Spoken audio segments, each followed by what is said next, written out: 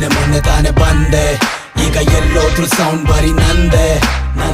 ನಾನ್ ಕನ್ನಡಿಗ ಅಂದೆ, ಕನ್ನಡಕ್ಕೆ gangster rap ನಾನೇ ತಂದೆ. ಕೇಳಿಸ್ಕೊಂಡು ನಿನ್ನೆ ಮೊನ್ನೆ ತಾನೆ ಬಂದೆ, ಈಗ ಎಲ್ಲೋದ್ರು ಸೌಂಡ್ ಬರೀ ನಂದೆ.